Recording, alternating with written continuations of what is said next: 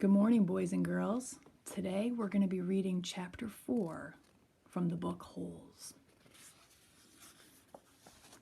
Chapter 4.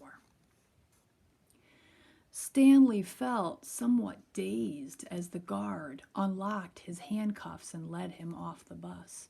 He'd been on the bus for over 8 hours. "Be careful," the bus driver said as Stanley walked down the steps. Stanley wasn't sure if the bus driver meant for him to be careful going down the steps or if he was telling him to be careful at Camp Green Lake. Thanks for the ride," he said. His mouth was dry and his throat hurt. He stepped onto the hard, dry dirt. There was a band of sweat around his wrist where the handcuff had been. The land was barren and desolate. He could see a few run-down buildings and some tents. Farther away there was a cabin beneath 2 tall trees. Those 2 trees were the only plant life he could see. There weren't even weeds. The guard led Stanley to a small building. A sign on front said, "You are entering Camp Green Lake Juvenile Correction Facility." Next to it was another sign which declared that it was a violation of the Texas Penal Code to bring guns, explosives, weapons, drugs, or alcohol onto the premises. As Stanley read the sign, he couldn't help but think, well, duh. The guard led Stanley into the building where he felt the welcome relief of air conditioning. A man was sitting with his feet up on a desk. He turned his head when Stanley and the guard entered, but otherwise didn't move.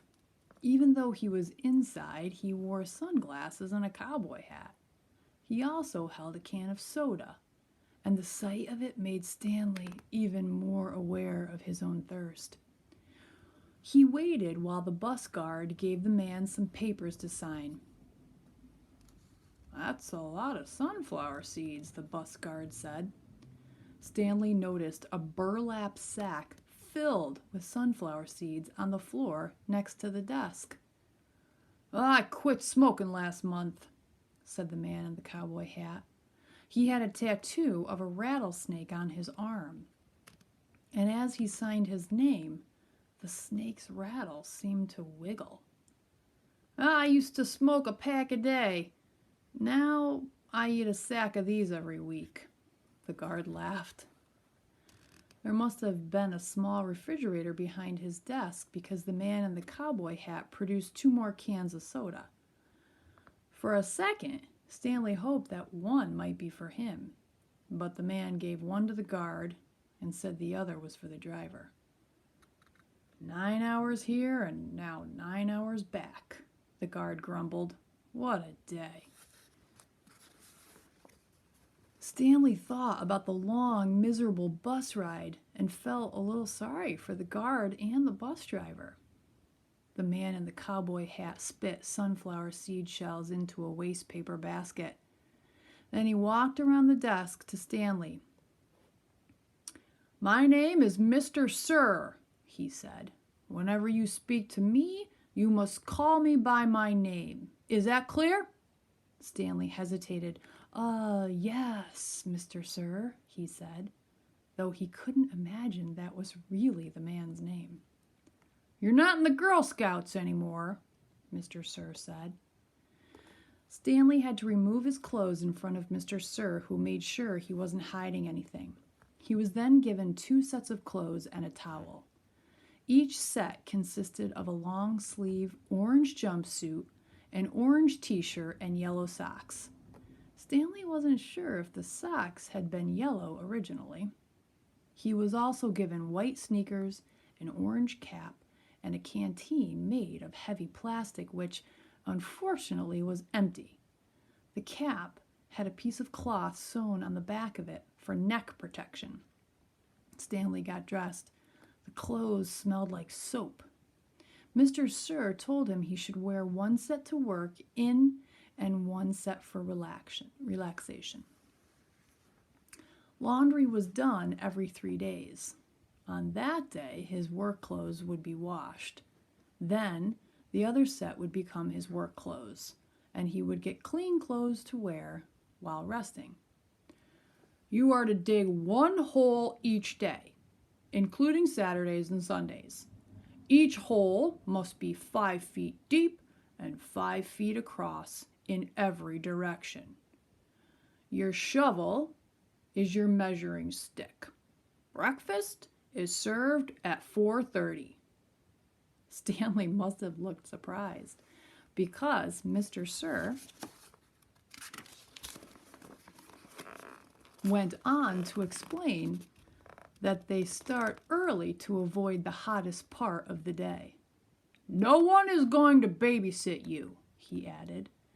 The longer it takes you to dig, the longer you'll be out in the sun. If you dig up anything interesting, you are to report it to me or any other counselor. When you finish, the rest of the day is yours. Stanley nodded to show he understood.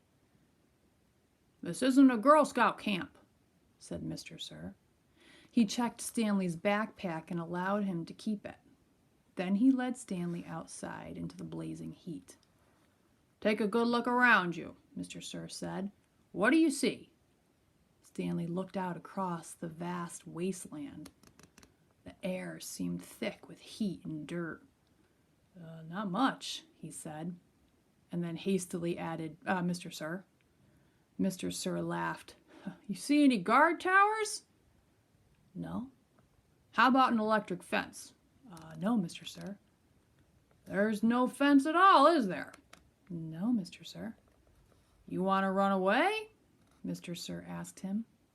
Stanley looked back at him, unsure what he meant. If you want to run away, go ahead. Start running. I'm not going to stop you. Stanley didn't know what kind of game Mr. Sir was playing. I see you're looking at my gun. Don't worry, I'm not going to shoot you. He tapped his holster. This is for yellow-spotted lizards. I wouldn't waste a bullet on you. I'm not gonna run away, Stanley said. Good thinking, said Mr. Sir. Nobody runs away from here. We don't need a fence. Know why? Because we've got the only water for 100 miles. You want to run away? You'll be buzzard food in 3 days. Stanley could see some kids dressed in orange and carrying shovels dragging themselves toward the tents. You thirsty? Asked Mr. Sir. Yes, Mr. Sir, Stanley said gratefully. Well, you better get used to it. You're going to be thirsty for the next 18 months. And that is the end of chapter 4.